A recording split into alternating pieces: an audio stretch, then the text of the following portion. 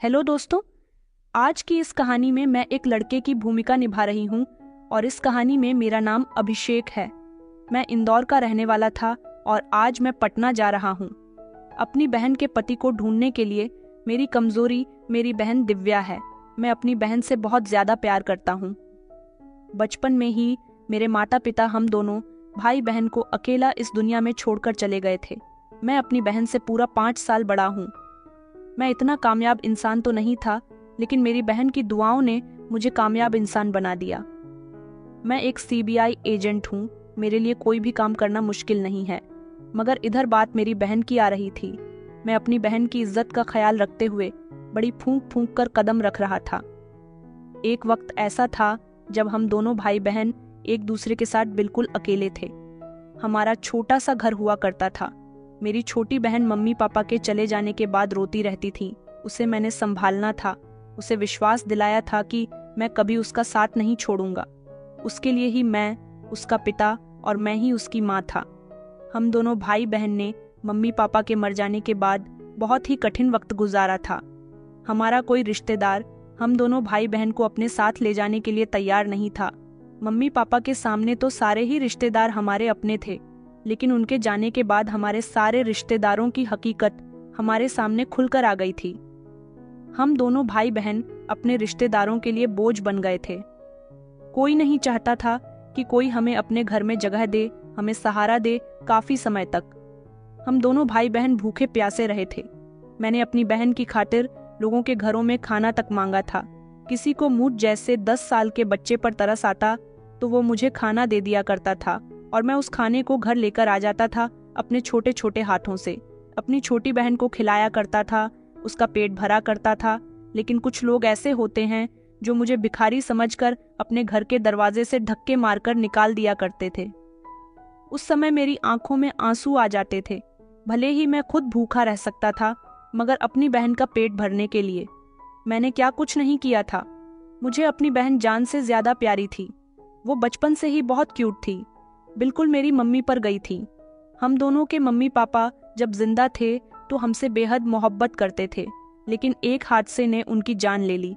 हमारे पास हमारे अपने घर के अलावा और कुछ भी नहीं था। उस समय में छोटा बच्चा था, ज्यादा कुछ नहीं जानता था। सिर्फ मुझे इतनी फिक्र थी कि मेरी बहन को भूख लग रही है, उसे खाना खाना है। खेलने कूदने की उम्र में ही मैं जिम्मेदारियों को निभाना अच्छी तरह से समझ गया था, लेकिन मैंने अपनी बहन के बचपन पर कोई आंच नहीं आने दी थी। एक जिम्मेदार भाई की तरह हमेशा उसकी रक्षा की थी। हमारा घर बहुत बड़ा था। एक दिन हमारे घर में एक भिखारी आया। मेरे पास खाने के लिए कुछ भी नहीं था। मैं तो खुद लोगों के घरों से खाना मांग कर लाता था। मैंने उस बूढ़े बाबा से कहा कि बाबा जी, मेरे पास खाने को तो कुछ नहीं है, क्योंकि मेरे माता पिता इस दुनिया से चले गए हैं। मैंने भी कई दिनों से पेट भरकर खाना नहीं खाया। मैं तो भूखा रह सकता हूँ, लेकिन मैं अपनी बहन को परेशान नहीं देख सकता। उसे खाना नहीं मिलता तो वो रोती रहती है, और खाना खा लेती है तो खेलती रहती है। उन बाबा जी को मुझ पर बहुत तरस आया था। मैं घर के अंदर आया और मैंने हमारे घर में एक पीतल का फ्लावर पॉट मौजूद था, वो उनको लाकर दे दिया और कहा कि बाबा जी, इसे बेचकर आप खाना खा लेना, क्योंकि कुछ दिन पहले इस फ्लावर पॉट का दूसरा फ्लावर पॉट बेचकर मैं बाजार से खाना लेकर आया था। उस दिन मुझे किसी ने खाना नहीं दिया था। मेरे पास इतने पैसे तो आ ही गए थे कि मैंने बाजार से अपने लिए और अपनी बहन के लिए खाने का इंतजाम कर लिया था। ये उसी का दूसरा जोड़ा है। ये पीतल का है और इसके आपको भी इतने पैसे मिल सकते हैं कि आप एक वक्त का खाना पेट भरकर खा लोगे। मैं इसके अलावा आपकी कोई मदद नहीं कर सकता। आप मेरे दरवाजे पर आकर मुझसे खाना मांग रहे हो। मैं खुद भी दूसरों के दरवाजे पर जाकर कभी कभी खाना मांग लेता हूँ, इसीलिए मुझे आपकी तकलीफ का अंदाजा बहुत अच्छे तरीके से है। मैं नहीं चाहता कि आप खाली हाथ मेरे दरवाजे से जाओ। मेरी बात सुनकर बाबा जी ने मोहब्बत से मेरे सर पर हाथ रखा और कहा कि बेटा, तुम्हारी उम्र इतनी नहीं है, मगर तुम अपनी उम्र से ज्यादा समझदार हो। वक्त ने तुम्हें तकलीफें झेलना सिखा दिया है। बेटा, मुझे तुमसे ये भी नहीं चाहिए। इस फ्लावर पॉट को तुम अपने पास रख लो, बुरे समय में ये तुम्हारे काम आएगा। मैं बुरा नहीं मानूंगा इस बात का कि तुमने मुझे अपने दरवाजे से खाली हाथ भेज दिया, बल्कि मैं तो प्रार्थना करता हूँ कि ऊपर वाला तुम्हारी सारी परेशानी दूर कर दे। मुझे अपने भगवान पर पूरा भरोसा है। तुम्हारा दिल बहुत सच्चा है, वो तुम्हारी मदद जरूर करेगा। तुम देखना, एक दिन तुम्हारे पास इतना रुपया पैसा होगा कि तुम मुझ जैसे ना जाने कितने गरीब लोगों को खाना खिलाओगे। मैंने कहा, बाबा जी, क्या सच में ऐसा होगा? बाबा जी कहने लगे कि हाँ बेटा, ऐसा ही होगा।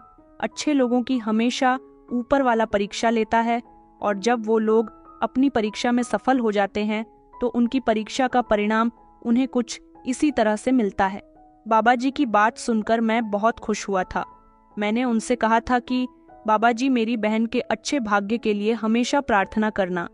बाबा जी ने कहा कि तुम और तुम्हारी बहन हमेशा खुश रहेंगे, और ये कहकर वो मेरे दरवाजे से चले गए थे। उसके बाद कभी मुझे वो बूढ़े बाबा दिखाई नहीं दिए। मुझे कुछ भी करके कोई ना कोई काम तो करना ही था। आखिर कब तक मैं अपनी बहन को लोगों के घर से खाना मांग मांग कर खिलाता रहता।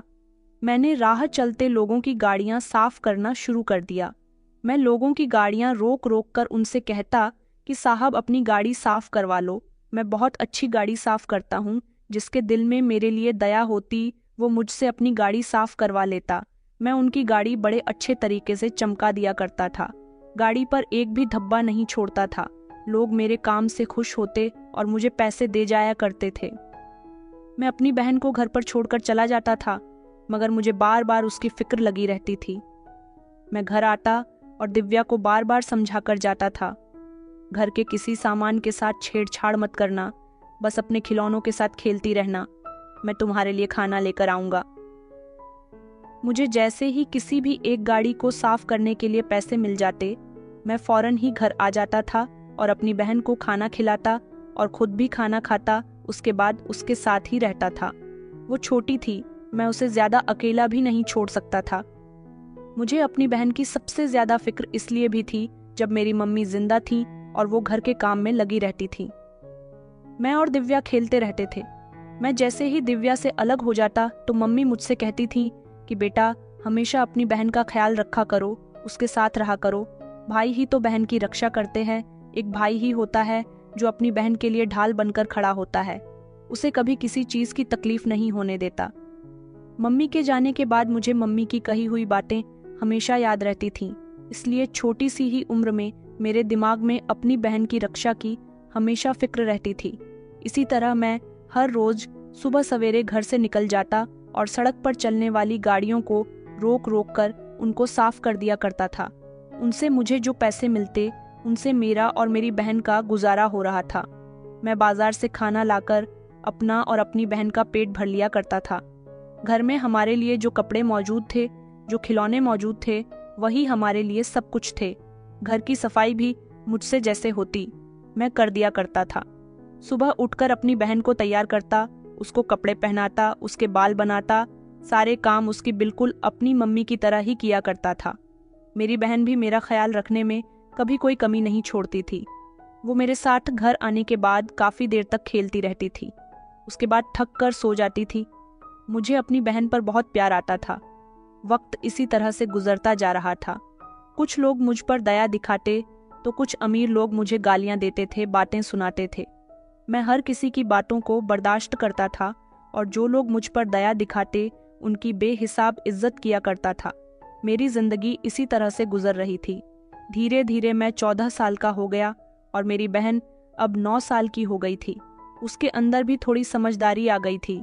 वो ज्यादा कुछ नहीं, मगर घर के 1-2 काम कर लिया करती थी। एक दिन मेरे सामने पुलिस ऑफिसर की गाड़ी आई। उन्होंने मुझसे कहा कि बेटा, क्या मेरी भी गाड़ी साफ कर दोगे?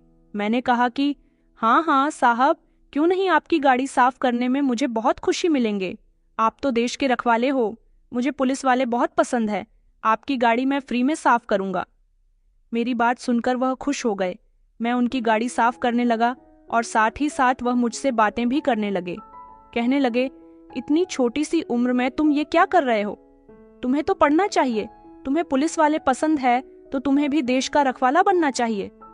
मैंने उनको अपनी जिंदगी के बारे में बताया तो मेरी बात सुनकर उन्हें बेहद अफसोस हुआ था।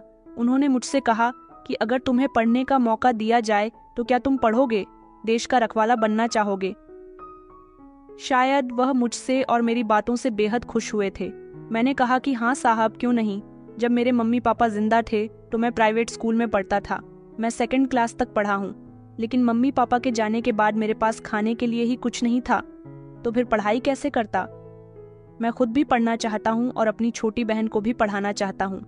मैं खुद तो ना पढ़ सका, लेकिन मैंने सोच लिया है कि मैं दिन रात मेहनत करूंगा, लेकिन अपनी बहन को शिक्षा जरूर दिलवाऊंगा। शिक्षा बहुत काम की चीज है।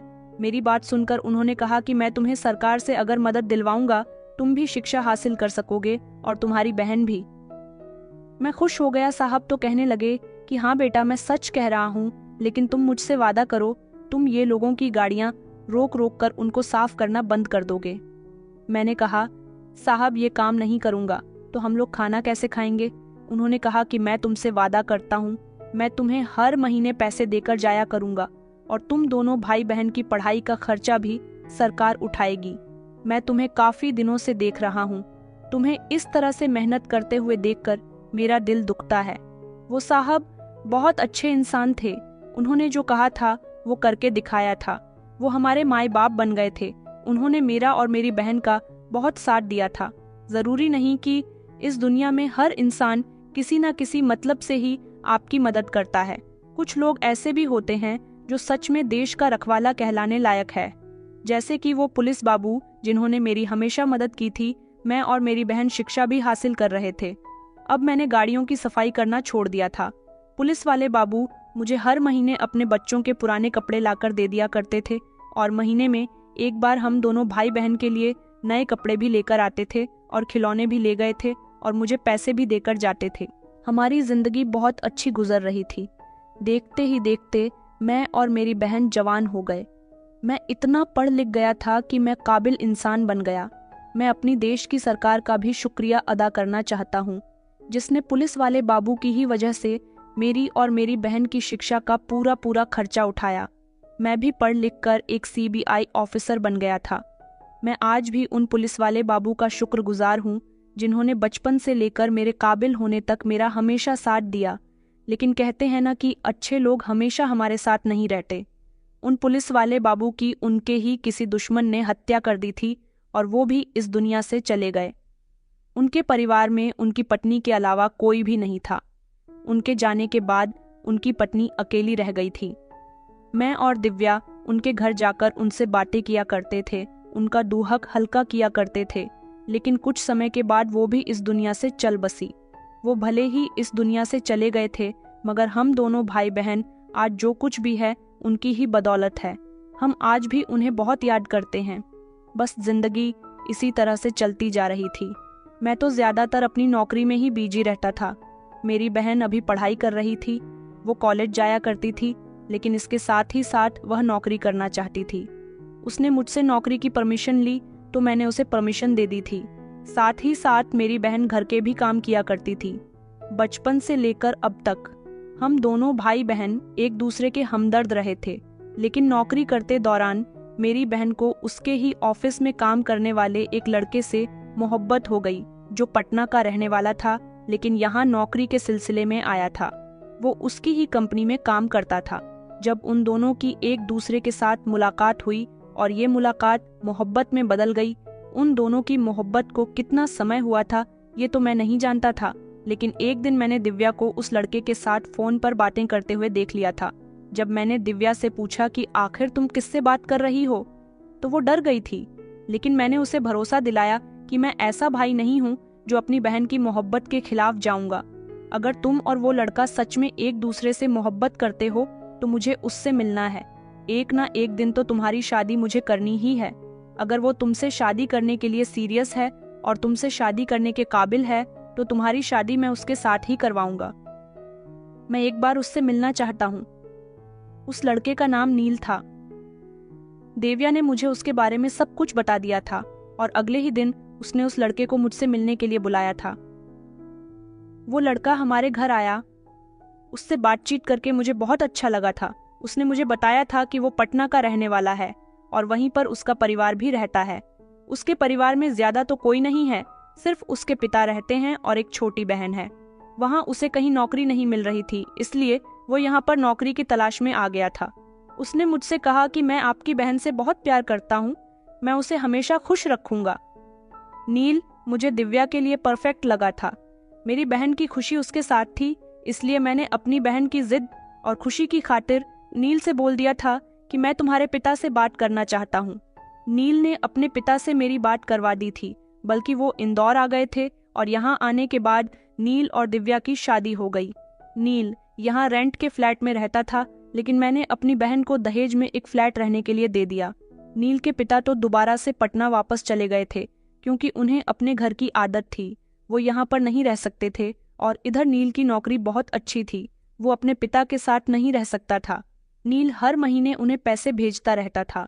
बहन विदा होकर अपनी ससुराल चली गई थी। उसका फ्लैट हमारे घर से ज्यादा दूर तो नहीं था, इसलिए मुझे अपनी बहन को विदा करते समय ज्यादा अफसोस नहीं हुआ था। मेरी बहन नील के ऑफिस जाने के बाद ज्यादातर अकेले ही घर में रहती थी, इसलिए हमारे घर आ जाया करती थी। मैं खुश था कि मेरी बहन का लाइफ पार्टनर एक अच्छा इंसान था। नील के बारे में जितनी इन्फॉर्मेशन मैं निकाल सकता था मैंने निकाल ली थी। उसके बारे में मुझे जितनी भी जानकारी मिली थी वो सब बिल्कुल ठीक थी। वो एक शरीफ इंसान था और उसका बैकग्राउंड भी बिल्कुल साफ सुथरा था, इसलिए मैं अपनी बहन की शादी उसके साथ करने के बाद बहुत तसल्ली मन महसूस कर रहा था। ऊपर वाले का दिया, मेरे पास सब कुछ था मेरी जिंदगी में। वो बूढ़े भिखारी बाबा और पुलिस वाले बाबू, इन दोनों की प्रार्थनाओं का नतीजा था कि मैं इतना कामयाब इंसान था। मेरी जिंदगी से परेशानियां पूरी तरह से निकल गई थीं, लेकिन अचानक फिर से एक वक्त ऐसा आया जिसने मुझे परेशानी में डाल दिया था, और इस परेशानी से निकलना मेरे लिए बहुत मुश्किल साबित हुआ था। एक दिन दिव्या ने मुझे रोते हुए फोन किया और कहने लगी कि भैया आप कहाँ हो। मैंने कहा कि मैं तो घर पर ही हूँ, बताओ क्या बात है।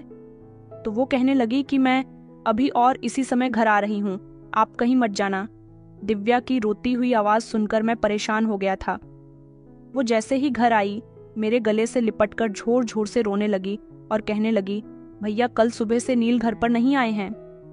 कल मुझसे कह रहे थे कि मुझे किसी जरूरी काम से जाना है, मैं रात तक वापस आ जाऊंगा, मगर वो सारी रात वापस नहीं आए। उनका मोबाइल नंबर भी अब बंद जा रहा है। मैंने कहा, दिव्या रोना बंद करो, मैं अभी नील का कुछ पता लगवाता हूँ। सबसे पहले मैंने अपनी जेब से मोबाइल निकालकर नील को फोन किया। उसका नंबर तो सच में बंद जा रहा था। फिर उसके बाद मैंने नील का पता लगवाया, लेकिन नील का कोई भी अता पता नहीं चल सका था। मेरी बहन ने बताया कि वो बताकर नहीं गया कि वो कहाँ जा रहा है। मैंने हर तरफ अपने पुलिसकर्मी लगा दिए थे ताकि वो नील को ढूंढ निकाले, लेकिन 2 दिन गुजर गए थे, नील का कुछ अता पता नहीं चल रहा था। इस दौरान दिव्या की तबीयत नील को याद करते करते बहुत खराब हो चुकी थी। मैंने दिव्या का चेकअप डॉक्टर से करवाया तो पता चला कि दिव्या मां बनने वाली है। डॉक्टर ने कहा कि इनके प्रेगनेंसी को 2 महीने हो चुके हैं। ये बात प्रिया को पिछले हफ्ते ही पता चली थी, फिर भी वो अपने पति की इतनी टेंशन ले रही थी। मैं मजबूर हो गया था नील को ढूंढने के लिए। अपनी बहन की खुशी की खातिर मुझे उसे कहीं से भी ढूंढ निकालना था, इसलिए मैंने फैसला किया कि मुझे कुछ भी करके वहां जाना होगा जहां से वो आया था। पटना मैंने अपनी बहन से वादा किया था कि मैं तुम्हारे पति को लाकर ही रहूंगा। पहले तो मुझे लगा था कि 1-2 दिन के बाद नील खुद ही घर वापस आ जाएगा। हो सकता है वो किसी जरूरी काम में फंस गया हो, मगर जब उसका कोई नामो निशान नहीं मिला तो मुझे उसको ढूंढने के लिए पटना जाना पड़ गया। दिव्या के पास मैंने अपने दोस्त की एक पत्नी को उसका ख्याल रखने के लिए छोड़ दिया था, क्योंकि ऐसी कंडीशन में मैं दिव्या को अकेले छोड़कर नहीं जा सकता था। यहाँ तक कि उसकी खुद की सहेलियां भी उसका ख्याल रखने के लिए आ गई थीं, और अब वो अकेली नहीं थी, इसलिए मैं उसे छोड़कर आराम से चला गया।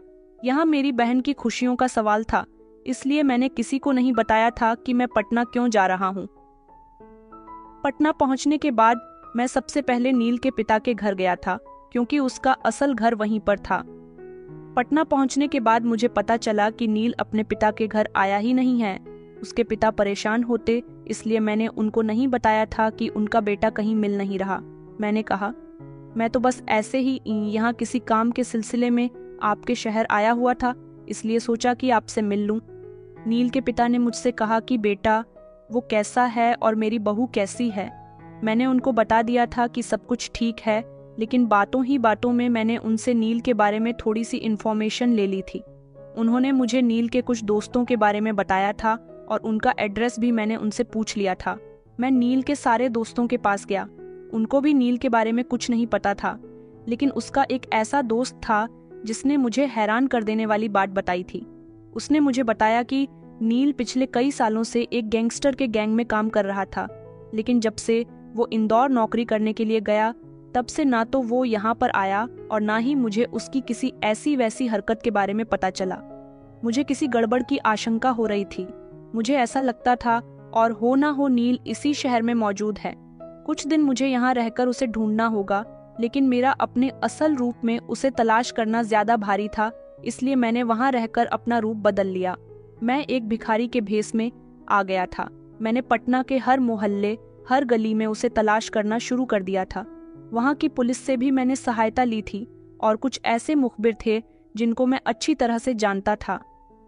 मैंने अपने मुखबिर भी जगह जगह छोड़ दिए थे जो नील को तलाश करने में मेरी मदद कर सके। मैं भिखारियों की तरह जगह जगह लोगों के घरों में जाकर भीख मांगता और नील की तलाश करता था। मुझे मेरे एक मुखबिर ने एक मोहल्ले का पता बताया था और कहा कि यहाँ से आपको नील के बारे में कुछ पता चल सकता है, इसलिए मैंने उसी मोहल्ले में घूमना फिरना शुरू कर दिया। मैंने फटे पुराने कपड़े पहने हुए थे। मेरी ऐसी हालत देखकर कोई अंदाजा नहीं लगा सकता था कि मैं एक सीबीआई एजेंट हूँ जिस मोहल्ले में मैं नील की तलाश कर रहा था। वह एक दिन मेरी एक लड़की पर नजर गई जो बेहद ही खूबसूरत थी और सड़क का रास्ता कुत्तों के झुंड की वजह से पार नहीं कर पा रही थी। वो बहुत ज्यादा डरी हुई और घबराई हुई थी। मैं उसकी मदद करने के लिए आगे बढ़ा। मैंने उन कुत्तों को पत्थर मारकर पीछे किया तो वो लड़की रास्ता छोड़कर आगे बढ़ गई थी। अगले दिन फिर से मेरा सामना उसी लड़की से हुआ तो उसने मुझे धीमे से आवाज लगाई और कहने लगी कि कल की मदद करने के लिए आपका शुक्रिया, मेरा नाम जानवी है। मैंने कहा, अरे नहीं नहीं, आपको कुत्तों से बचाना मेरे लिए बहुत जरूरी था, वरना वो आपको नुकसान भी पहुंचा सकते थे। मेरी बात पर वो धीमे से मुस्कुराई और अपने घर के अंदर जाकर मेरे लिए खाना लेकर आई। उसने तो सच में मुझे भिखारी समझ लिया था, मगर मैं उसके सामने थोड़ी हीरोपंती दिखाना चाहता था। ये वक्त ऐसा था कि मैं बहुत ही परेशान था। नील की वजह से अब हर दिन मेरा सामना उस लड़की से होने लगा था और किसी न किसी वजह से हम दोनों की बात होती रहती थी। वो बड़ी फिक्र से मुझ जैसे गरीब भिखारी के लिए खाना लेकर आती थी और हमेशा मुझे भीख के पैसे भी देती रहती थी। जितने भी पैसे मेरे पास भीख के आते और खाना जो लोग मुझे दिया करते, वो सारा ही सम्मान में उन गरीबों को दे दिया करता था जो इसके असल हकदार थे। वो लड़की जब मुझसे बात करती थी तो न जाने कि वो मुझे बहुत अच्छी लगती थी और मैं भी जब उसी मोहल्ले के इर्द गिर्द मंडराता रहता था ताकि उसे देखता रहूं। उसका दिया हुआ खाना मैं बड़े शौक से खाता था और वो जो पैसे देती मैं उन पैसों को अलग से रख दिया करता था। अब हर दिन मेरी उसके साथ किसी न किसी टॉपिक पर बात होती रहती थी। वो अपने दरवाजे पर आ जाती और काफी देर तक मुझसे बातें करती रहती थी। लोगों को लगता कि वो भिखारी से बात कर रही है, मगर उसने मुझसे दोस्ती कर ली थी। मैं उससे दोस्ती के दौरान भी बातों ही बातों में नील की पहचान बताकर उसे नील के बारे में कुछ जानकारी लेना चाहता था। कभी वो नील को जानती हो या उसने ऐसे लड़की को कभी आसपास देखा हो, लेकिन उसे नील के बारे में कुछ भी नहीं पता था। मुझे ये लड़की बहुत अच्छी लगती थी, इसको देखे बिना अब मेरा गुजारा नहीं हो रहा था। इसकी बातें मुझे बहुत पसंद आती थीं और मुझे ऐसा लगता था कि ये भी मेरे ही इंतजार में अपने दरवाजे पर मेरे आते ही खड़ी हो जाती है। मैं उस मोहल्ले के दिन में 3-4 चक्कर लगा लिया करता था, तो वो हर बार मुझे अपनी खिड़की या दरवाजे में खड़ी हुई मिलती थी। एक दिन उसने मुझे 500 का नोट भीख में दे दिया और कहने लगी कि पैसे तो मैं आपको 20 या 50 ही देती हूँ, मगर आज मेरे पास खुले हुए पैसे नहीं हैं। मैंने कहा, तो मैं आपको खुले पैसे दे देता हूँ। वो मेरी बात सुनकर जोर जोर से हंसने लगी और वो कहने लगी कि तुम गरीब हो और अब भी सुबह का टाइम है, तुम्हारे पास 500 के खुले पैसे कहाँ से आएंगे? मैंने कहा, भिखारी मैं हूँ, तुम नहीं। मैंने कहा, मैं तुम्हें बाद में तुम्हारे सारे पैसे लौटा दूंगा। मैंने उसके दिए 500 अपने पास रख लिए। अब वो बार बार अपने 500 के लिए मुझसे बात करती रहती थी। एक दिन वो मुझसे कहने लगी कि तुमने अभी तक मेरे पैसे नहीं दिए। मैंने कहा, एक शर्त पर मैं तुम्हें तुम्हारे पैसे लौटाऊंगा। तुम्हें अपने पैसे लेने के लिए मुझसे शादी करनी होगी। मेरी बात सुनकर वो शर्मा गई, लेकिन मैं क्या कहना चाहता था वो ये बात बहुत अच्छी तरह से समझ गई थी। उसको लगता था कि उसका मेरा कोई मेल नहीं है और मुझे भी यही लगता था कि वो जिस तरह से मुझसे बात करती है, मेरी मदद करती है और मुझे अपना दोस्त मानती है, शादी के प्रपोजल पर वो मुझसे बात करना भी बंद कर देगी, क्योंकि मैं ऐसी लड़की के साथ ज़्यादा नज़दीकियाँ नहीं बढ़ा सकता था जो मेरे बारे में सच नहीं जानती। मगर उसका जवाब जानकर मुझ पर बिजली गिर पड़ी थी। उसने कहा कि मुझे कोई ऐतराज़ नहीं है। तुमसे शादी करने में इंसान दिल का अच्छा होना चाहिए और वो दिल से अमीर भी होना चाहिए। तुम बहुत अच्छे हो। तुम्हारी बातों के अंदाज से ही मैं तुम्हें पहचान गई हूँ कि तुम एक अच्छे और नेक इंसान हो। इसका मतलब ये था कि वो मुझसे मोहब्बत करने लगी थी और उस दिन उसने अपनी मोहब्बत का इजहार मुझसे कर दिया था। उसने साफ साफ शब्दों में कह दिया था कि मैं तुमसे शादी करने के लिए तैयार हूँ। वो भी उस दिन के बाद मेरे ख्यालों में बस गई थी। मेरी आंखों के सामने उसका चेहरा घूमता रहता था, लेकिन जिस समय मुझे नील का ख्याल आता, मुझे सब कुछ बुरा लगने लगता था। एक बार भी उस लड़की ने ये नहीं सोचा कि मैं सड़कों पर घूमकर भीख मांगता हूँ। किसी भिखारी से शादी करने के बाद वो जैसी पढ़ी लिखी लड़की का क्या फ्यूचर होगा। वो लड़की गरीबी के सहारे भी अपनी जिंदगी गुजार सकती थी। उसकी सोच बहुत अलग थी, लेकिन मैं उससे दूर रहने लगा था। वो सच में मेरी मोहब्बत में दीवानी हो गई थी। मैं उससे दूर जाने की कोशिश करता तो वो मेरे पास आने की कोशिश करती थी। वो सीरियस होकर मुझसे अपनी पसंद का इजहार करती थी, कहती थी कि कर लो ना मुझसे शादी। उसके जवाब पर मैंने भी उसे कह दिया था कि अच्छा ठीक है, मैं तुमसे शादी करने के लिए तैयार हूँ। मैं मजाक कर रहा था, लेकिन तुमने तो सीरियस ही ले लिया। मुझसे शादी करने के बाद तुम्हें भी मेरे साथ सड़कों पर भीख मांगना पड़ेगा। वो कहने लगी कि कोई बात नहीं, मेरी जिंदगी में सुकून नहीं है, मुझे सुकून की ज़रूरत है। मेरे मम्मी पापा आपस में बहुत लड़ते झगड़ते हैं। मुझे सिर्फ एक ऐसा शख्स चाहिए जो मुझसे मोहब्बत कर सके। तुम मुझे अगर मोहब्बत दे सकते हो तो तुम दुनिया के सबसे अमीर इंसान हो और ऐसे इंसान से शादी करना ही मेरा सपना है। उसकी बातें मुझे बहुत अच्छी लगी थीं। मैंने कहा तो ठीक है, मगर मैं इतनी जल्दी तुमसे शादी नहीं करूंगा, मुझे थोड़ा वक्त चाहिए। वो मेरी इस बात पर राजी हो गई थी। उसकी और मेरी मुलाकात भी होने लगी थी। मैंने उसे बता दिया था कि मैं उसकी खोली के पीछे वाली खोली में रहता हूँ। नील की तलाश अभी भी मेरे लिए जारी थी और मुझे लगता था कि अब मैं जल्द से जल्द नील तक पहुंच जाऊंगा, क्योंकि हर चप्पे चप्पे पर मैं नील का फोटो दिखाकर उसे तलाश कर रहा था। पटना के हर मोहल्ले, हर गली, हर दुकान पर, हर घर में लगभग मैं उसे तलाश कर ही चुका था। एक रात आंधी रात का समय था जब मेरे घर का दरवाजा बचा और जाह्नवी मुझसे मिलने के लिए आई। उसे इस तरह रोते हुए देखकर मैं घबरा गया। मैंने कहा, तुम यहाँ इतनी रात को क्या कर रही हो, क्या बात है? तो वो कहने लगी कि अभिषेक, तुम मुझसे अभी और इसी समय शादी कर लो। मैंने कहा, क्यों, क्या हो गया है? तो वो रोते हुए बोली कि मेरी माँ मेरी शादी किसी अमीर इंसान के साथ करवाना चाहती है। उन्होंने मेरा रिश्ता किसी के साथ तय कर दिया और मेरी शादी अगले हफ्ते होने जा रही है। मगर मैं तुम्हारे अलावा किसी से शादी नहीं करूंगी। मेरी माँ शुरू से ही मेरी शादी किसी अमीर इंसान के साथ करवाना चाहती है, इसलिए ना जाने कितने रिश्ते वो ठुकरा चुकी है।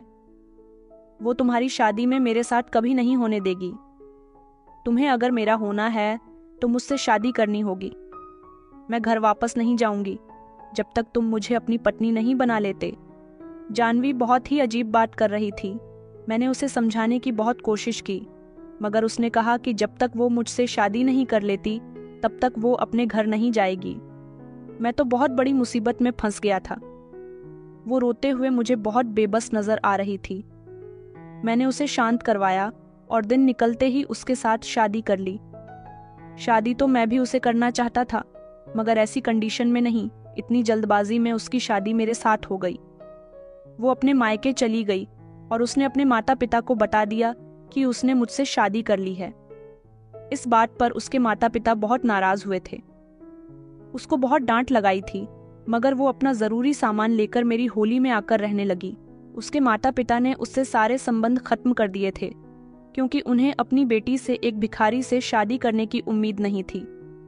अब वो मेरी पत्नी बन चुकी थी, इसीलिए अब उसकी ख्वाहिशें पूरी करना मेरी जिम्मेदारी थी। मैं हर दिन भिखारी बनकर नील की तलाश करने के लिए घर से निकल जाता, लेकिन इसके लिए बाजार से अच्छा खाना लेकर आता था और उसकी ज़रूरत का सामान भी।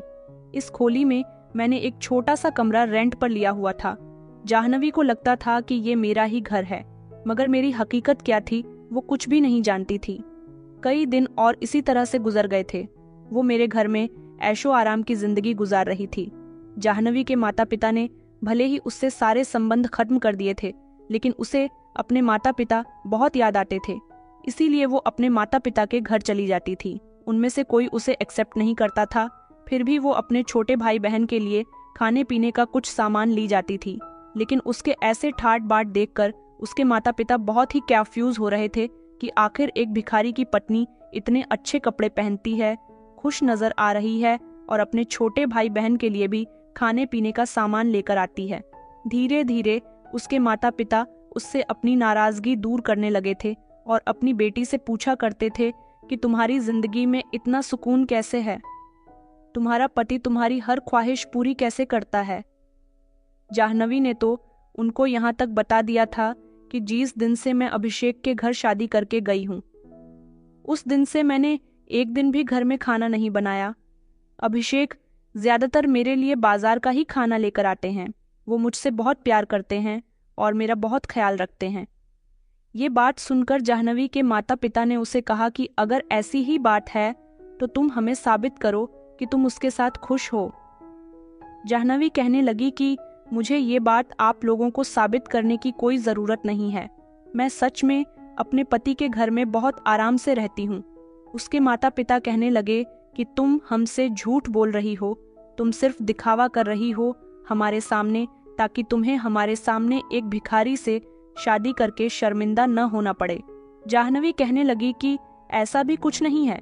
मैं अपने पति से जिस चीज के लिए कहती हूँ वो मुझे वही चीज लाकर देते हैं, चाहे वो महंगी ही क्यों ना हो। उसकी माँ ने कहा कि अच्छा यही बात है तो फिर तुम अपने पति से 1 लाख मांगो, देखते हैं कि वो तुम्हें 1 लाख देता है या नहीं, और वो पैसे तुम हमें लाकर दे देना।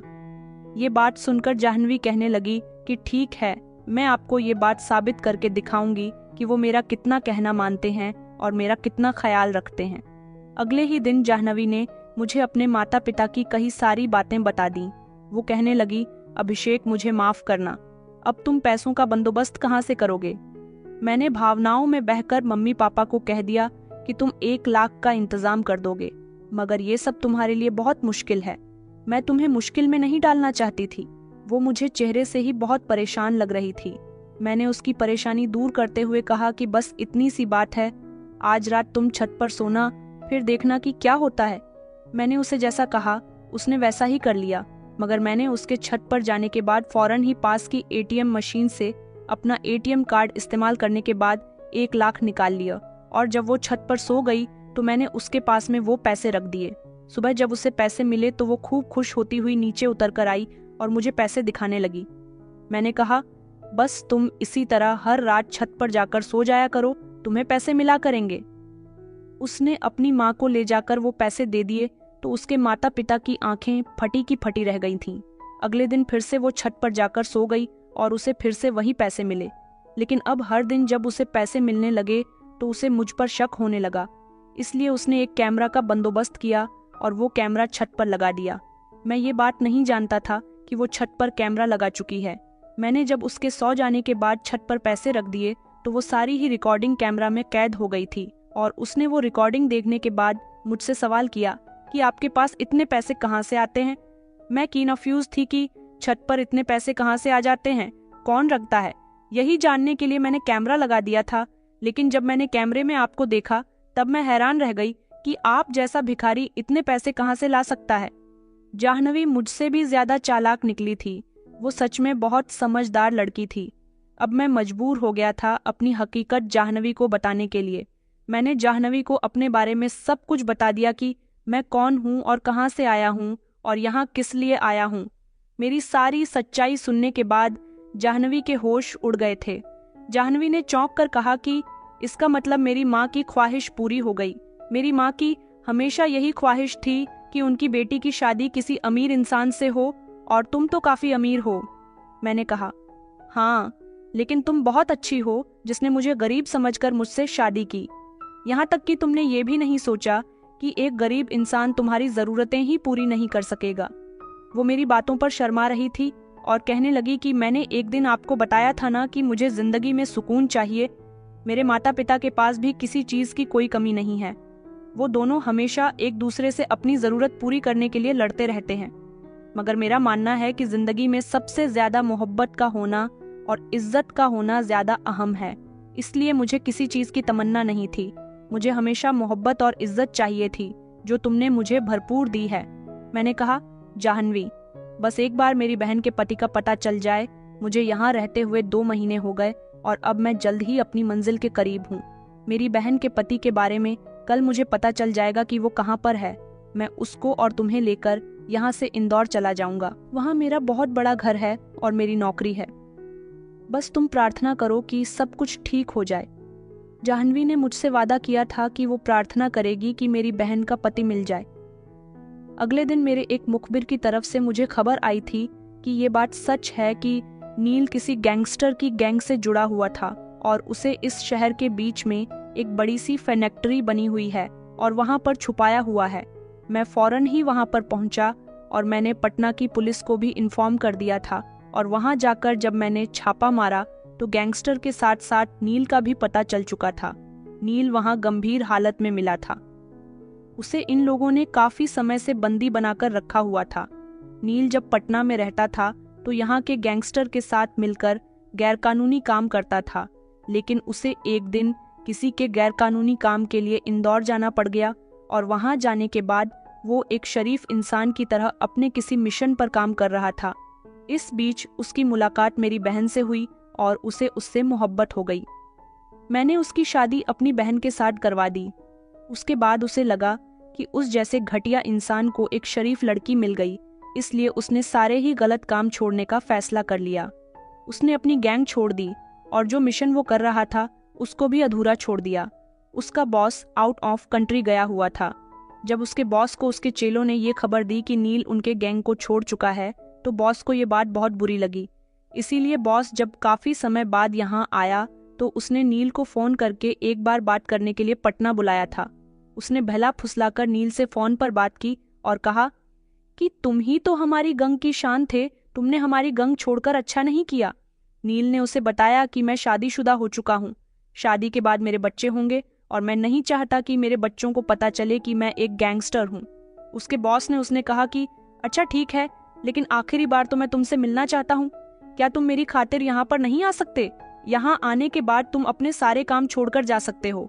नील यहाँ आखिरी समय अपने बॉस से मिलने के लिए आया था, मगर उसे ये नहीं पता था कि उसके बॉस ने उसे साजिश के तहत मिलने के लिए बुलाया है।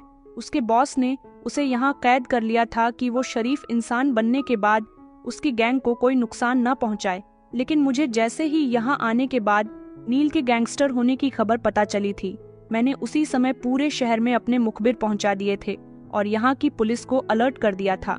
इसलिए पुलिस भी मेरी मदद करने में कामयाब रही। पुलिस ने इस पूरी गैंग का पर्दाफाश कर लिया था। पुलिस को इन लोगों के खिलाफ काफी सबूत मिल गए। इस तरह पुलिस ने नील को भी ढूंढ निकाला था और ये पूरा गैंग भी पकड़ा गया था। नील ने अपने सारे गैरकानूनी कामों के बारे में पुलिस को सब कुछ बता दिया था। मेरी वजह से नील पुलिस से बच गया था, क्योंकि वो अब एक शरीफ इंसान बन गया था। उसने वादा किया था कि वो कभी गलत काम नहीं करेगा, लेकिन उसके गैंग के लोग और उसका बॉस लगभग सभी लोग पुलिस ने पकड़ लिए थे, जिनको पुलिस न जाने कितने समय से तलाश कर रही थी। ये काम बहुत मुश्किल था, लेकिन इन 2 महीनों में शहर के हर पुलिस थाने में और यहाँ तक कि CBI में भी इन लोगों के खिलाफ कार्रवाई चल रही थी।